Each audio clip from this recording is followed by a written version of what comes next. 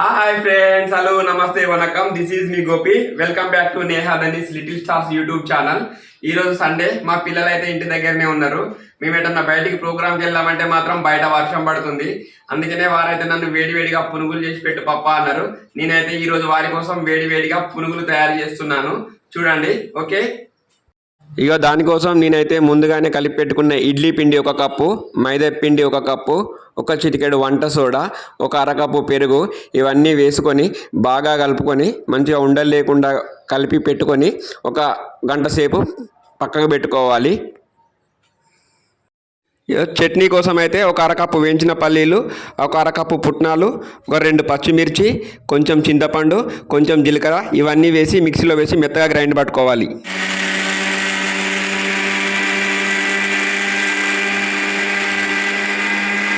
చట్నీ అయితే రెడీ అయిపోయింది. డీప్ ఫ్రైకి సరిపడేంత ఆయిల్ని తీసుకొని ఆయిల్ వేడైన తర్వాత మనం దానిలో పునుగులను వేసుకోవాలి.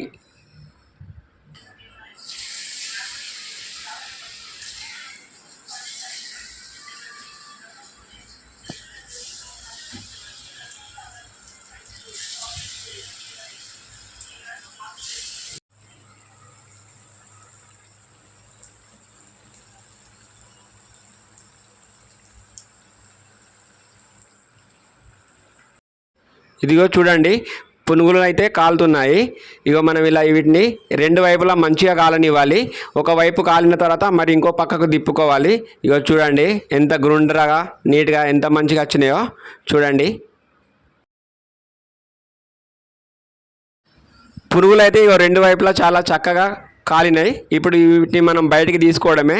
ఇలా కొంచెం జాలీలాగా ఉన్న దాంట్లో తీసుకుంటే కింద గిన్నెలోకి ఆయిల్ వెళ్ళిపోతుంది.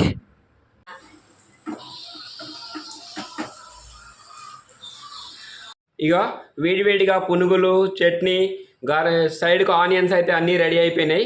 ఇవి మేమైతే మీకు ఇప్పుడు టేస్ట్ చూసి చెప్తాం ఎలా ఉన్నాయో. హాయ్ ఫ్రెండ్స్, ఇవి అన్నీ అయితే రెడీ అయిపోయినాయి. మేమైతే మీకు టేస్ట్ చూసి చెప్తాం ఇప్పుడు ఎలా ఉన్నాయో. ఇగో తీసుకో.